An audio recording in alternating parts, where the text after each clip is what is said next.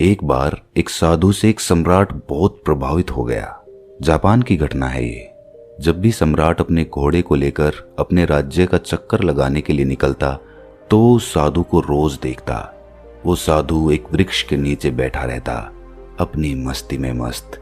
कभी बांसुरी बजाता, कभी नाचता, कभी कोई गीत गुनगुनाता और कभी चुपचाप बैठा रहता, आकाश के तारों को देखता रहता। सम्राट जब भी उसके पास से अपने घोड़े पर सवार होकर निकलता तो वहां पर वो एक बार जरूर रुक जाता। उस साधु को देखे बिना उससे ना रहा जाता था।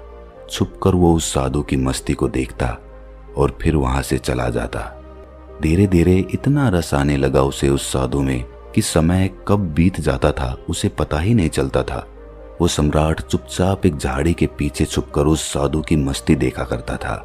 उस साधु की मस्ती ऐसी थी कि सम्राट जब उसे देखता तो वो भी मस्त होकर अपने घर लौटता। ये रोज का काम हो गया था। एक दिन वो सम्राट इतना भाव विभोर हो गया कि उस साधु के चरणों में गिर पड़ा और कहा कि महाराज, यहां मैं अब आपको और नहीं रहने दूंगा। वर्षा करीब आ रही है। इस वृक्ष के नीचे आप बारिश में कैसे रहोगे? मेरे महल में चलो, मुझ पर कृपा करो, मुझे सेवा का अवसर दो।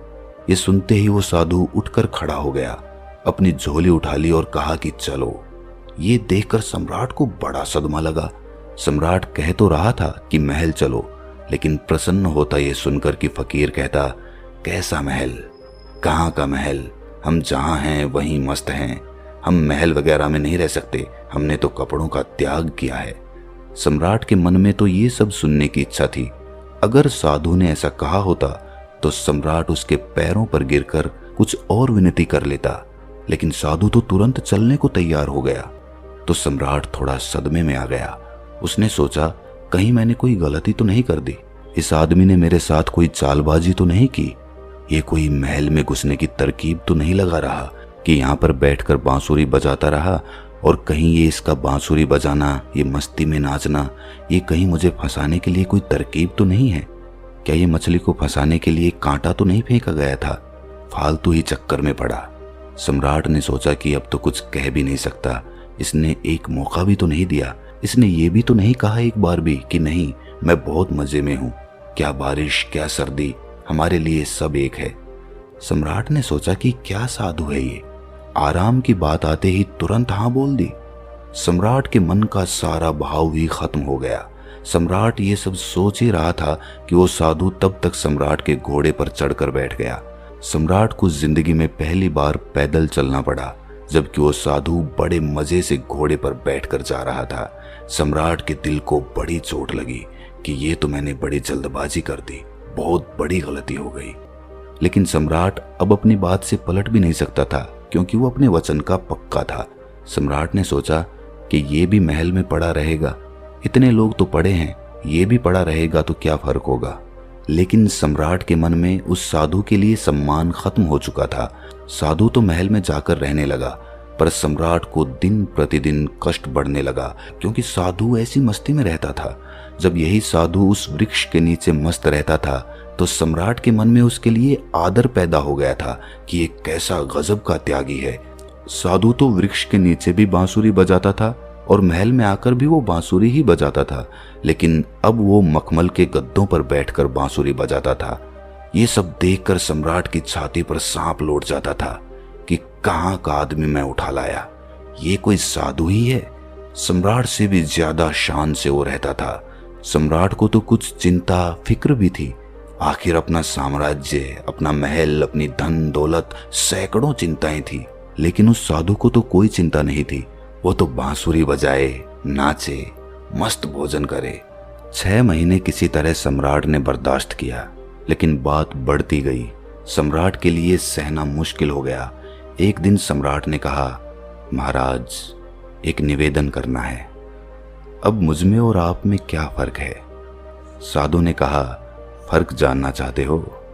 सम्राट ने कहा, हाँ महाराज। साधु ने कहा कि तुम 6 महीने क्यों फालतू परेशान रहे? ये बात तुम्हें उसी वक्त पूछ लेनी चाहिए थी जब मैं घोड़े पर बैठा था, क्योंकि मैंने तो देख ही लिया था कि ये बात तुम्हारे मन में उसी वक्त उठ गई थी जब मैं झोला उठाकर राजी हुआ चलने को, उसी वक्त तुम्हारा चेहरा मैंने देख लिया था। ये प्रश्न तो उसी समय तुम्हारे भीतर था। अरे बुद्धू, तुमने 6 महीने तक अपनी छाती क्यों जलाई? वहीं पूछ लिया होता, मैं झोला डालकर फिर वहीं बैठ जाता। किस बात का संकोच कर रहे थे तुम? लेकिन मैं प्रतीक्षा कर रहा था कि देखूं कब तक तुम पूछते हो, तो कल सुबह फर्क बता ही देता हूं तुम्हें। लेकिन हाँ, गांव के बाहर बताऊंगा। सुबह सम्राट जल्दी उठा, उत्सुक था जानने को कि क्या फर्क है। सम्राट ने सोचा कि क्या फर्क हो सकता है, मुझे तो कुछ भी फर्क नहीं लगता।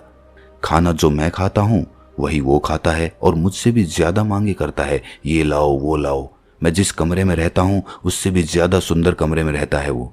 मेरा 2-3 नौकरों से काम चल जाता है, ये पूरे दिन 15-20 नौकर साथ रखता है।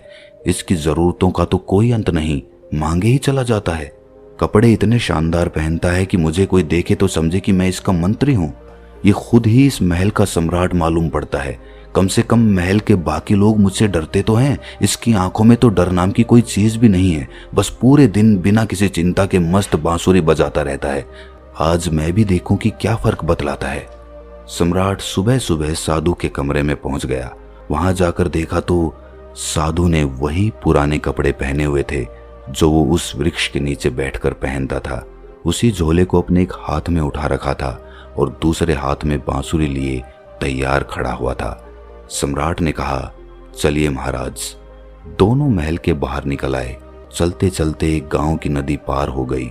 कुछ देर बाद वे गांव के बाहर आ गए। सम्राट ने पूछा, अभी और कितना चलना है? साधु ने कहा कि बस कुछ देर और। चलते चलते सुबह से दोपहर हो गई। सम्राट ने कहा, बस अब और आगे नहीं, जो भी कहना है यहीं कह दो। साधु ने कहा, मैं तो आगे चलता हूं, तुम चलते हो कि नहीं? सम्राट ने कहा कि मैं कैसे चल सकता हूं? मेरा महल, मेरी बीवी, मेरे बच्चे, मेरी धन दौलत सब कुछ मुझसे जुड़े हुए हैं। मैं तुम्हारी तरह फकीर थोड़ी ना हूं जिसे किसी बात की कोई चिंता ही नहीं है। साधु ने कहा, बस यही फर्क है तुम में और मुझ में।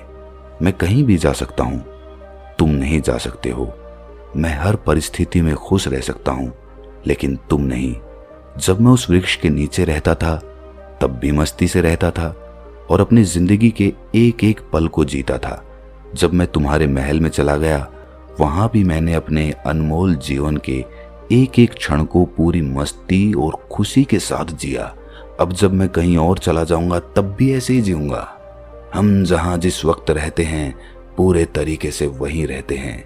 हम ना तो अपने बीते हुए कल के बारे में सोचकर पश्चाताप करते हैं और ना ही भविष्य की चिंता करके अपने वर्तमान को खराब करते हैं।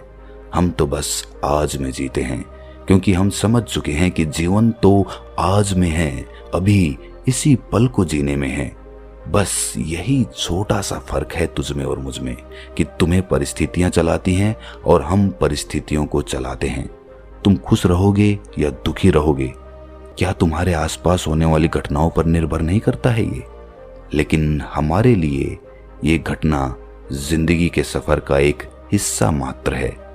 अचानक सम्राट को महसूस हुआ कि अरे ये मैंने क्या कर दिया, इतने अद्भुत आदमी को गंवा दिया। 6 महीने इसके साथ सत्संग भी ना कर पाया। सत्संग करता भी क्या खाक।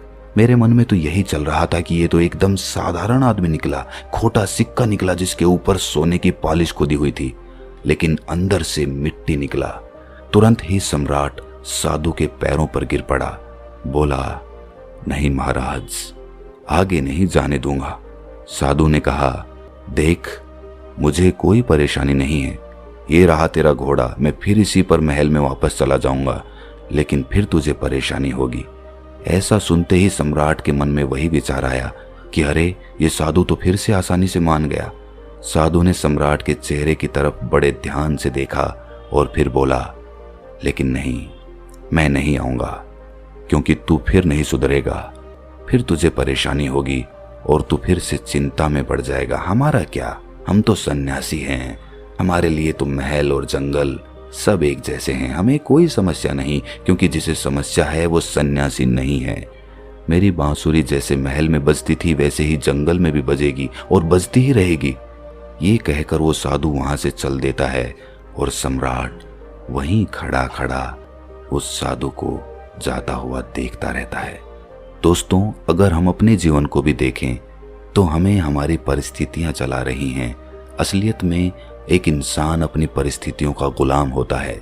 अगर परिस्थितियां अच्छी चल रही है तो वो बहुत खुश रहेगा, लेकिन जैसे ही समय पलटता है आदमी दुखी होता चला जाता है। लेकिन क्या कभी आपने विचार किया कि जीवन सिर्फ परिस्थितियों पे ही निर्भर रहता है? क्या आदमी अपनी परिस्थितियों से ऊपर उठकर एक नए जीवन को देख सकता है, अपने स्वरूप को पहचान सकता है?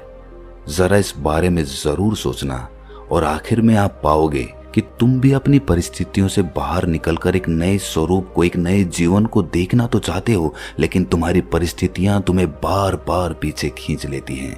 तुम परिस्थितियों के गुलाम हो चुके हो। तो कोई तो ऐसा रास्ता होगा जो हमें उन परिस्थितियों से बाहर निकालकर एक परमानंद वाले जीवन से साक्षात्कार करा दे। ऐसा कौन सा तरीका है? खुद से चिंतन करना, सोचना। चिंतन करने से ही आपको रास्ता मिलता है।